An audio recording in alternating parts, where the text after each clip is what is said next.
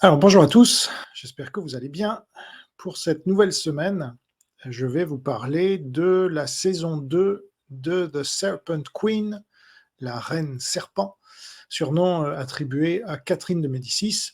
Et donc c'est une série américaine, donc sur l'histoire de France évidemment, qui vient de se terminer pour la deuxième saison. Donc c'est pour ça que je l'ai intégralement regardée. Déjà pour mon propre intérêt, parce que je suis protestant, et donc dès qu'on parle un peu des protestants, surtout dans l'histoire de France, ça m'intéresse. Or là, il s'agit évidemment de ce qui s'est passé avec les protestants euh, pendant la Saint-Barthélemy, qui est le climax de cette fin de saison 2.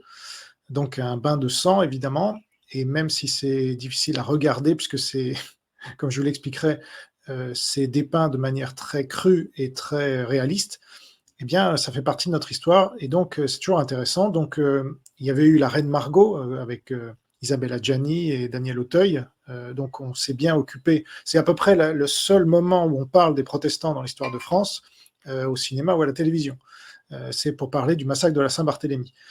Mais là, les Américains ont commencé une première saison, et j'y reviendrai avec la naissance de Catherine de Médicis, comment est-ce qu'elle a monté les échelons en étant mariée à Henri II, et comment elle s'en est sortie malgré toutes les pots de banane qui lui avaient été lancés.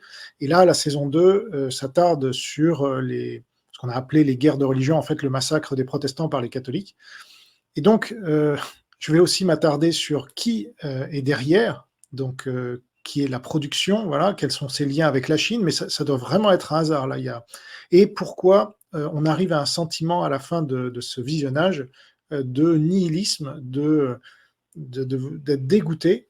Alors j'essaierai de trouver le bon côté quand même des choses, puisque Dieu fait d'un mal un bien, mais globalement, j'ai fini ça hier soir, et je me suis dit, waouh, vraiment, c'est n'importe quoi. Donc on va analyser un peu tout ça. Il y a beaucoup de choses à dire sur les erreurs historiques, est-ce qu'elles étaient volontaires ou pas, parce qu'ils ont inventé plein de trucs. Là aussi, pour créer une sorte de nihilisme et de doute à chaque fois qu'on voit une scène, est-ce que c'est vraiment l'histoire de France ou pas, sachant que la plupart des gens ne vont pas faire comme moi et aller vérifier. Déjà, la plupart des gens, des Américains, ne connaissent rien de l'histoire de France. Les Français non plus, hein, cela dit, ils ne s'intéressent pas à leur histoire, et donc même les Français qui vont voir ça vont pas aller chercher derrière si telle ou telle histoire était vraie, tel ou tel personnage était déjà mort ou pas, était encore vivant. Enfin, je veux dire, on voit là des gens qui ont été inventés complètement pour remplacer d'autres gens qui étaient des vrais personnages de l'époque, mais qui ont disparu. Alors,